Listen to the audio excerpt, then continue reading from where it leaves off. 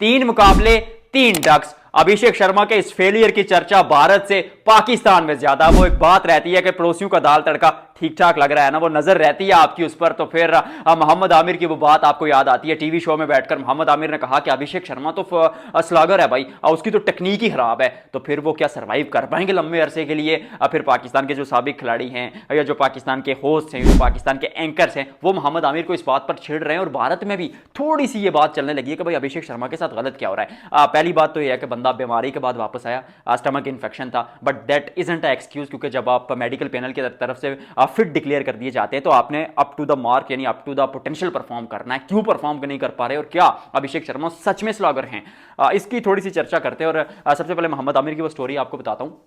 मोहम्मद आमिर कहते हैं कि अभिषेक शर्मा का जो बल्ला है ना वो बहुत ऊपर से आता है, टेक्निकल फ्लॉज हैं और बैटिंग पिचेस पर तो वो रन बना लेंगे, लेकिन जब मुश्किल मैचेस में और मुश्किल कंडीशंस में जब उस पाई की गेंदबाजी आएगी तो उसके खिलाफ नहीं परफॉर्म कर पाएंगे, ये आमिर साहब का मानना है। जबकि मुझे personally I am not a technical coach, लेकिन जितना मैं क्रिकेट को समझता हूँ थोड़ा बहुत, उस नजरिए से मुझे ये लगता है कि Abhishek Sharma is not only a slogger, वो एक इस तरह के खिलाड़ी है मेरे नजदीक जो हिट करने के साथ साथ टेक्निक भी उसी तरह का है, उसी तरह की टेक्निक है, क्योंकि वो एक ऐसे सेटअप से आप युवराज सिंह को देख लें, योगराज पाजी को देख लें, तो उन्होंने ओवर द ईयर्स उनको ट्रेन किया है। तो ऐसा नहीं है कि यूं ही एक ऐसा खिलाड़ी तैयार करके दे जो आपको जिसकी टेक्निक ही ना हो। और जब वो भारतीय टीम के लिए खेल रहे हैं और टीम इंडिया को मैचेस जितवा भी चुके हैं एशिया कप में, तो वो पाकिस्तान के खिलाफ पहले 2 मैचेस सुपर ओवर में नहीं, पावर प्ले में ही खत्म कर दिए थे। और on his day Abhishek Sharma की यही एक सोच रहती है कि भाई सामने वाली टीम पर अटैक किया जाए, क्योंकि इसके जिस्म में ना कोई भी नेगेटिव बोन है ही नहीं, ये बंदा एकदम पॉजिटिव इंटेंट के साथ खेलता है। और मुझे पर्सनली ऐसा लगता है कि अभिषेक शर्मा का विनिंग रेशो अगर 50% यानी 10 मैचेस वो खेलते हैं, 5 में फेल होते हैं,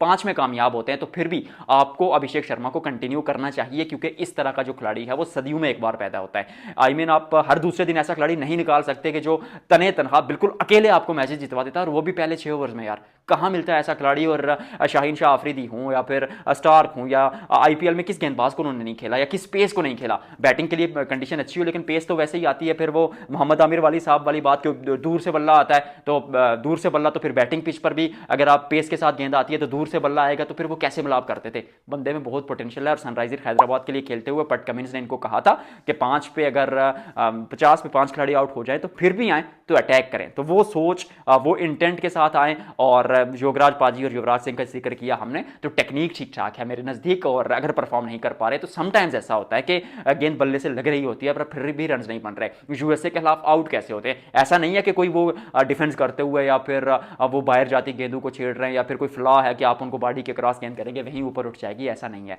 अभिषेक शर्मा अटैक करते हुए आउट हो रहे हैं, लेंथ को जांच नहीं पा रहे, but that isn't a flaw, क्योंकि लेंथ को जांचने का इसलिए उनके पास टाइम नहीं है क्योंकि पहली गेंद से अटैक करते हैं यार। और मे भी अगले मुकाबले में 2-3 गेंदें ले तो फिर आप देखिएगा कि अभिषेक शर्मा किस चीज के केपेबल हैं। तो ऐसा नहीं है कि अभिषेक शर्मा जो है वो परफॉर्म नहीं करेंगे। Abhishek Sharma is a fine talent. और वही एक चीज़ फिर से आएगी कि टीम के लिए खेलते हुए आउट होता है यार बंदा।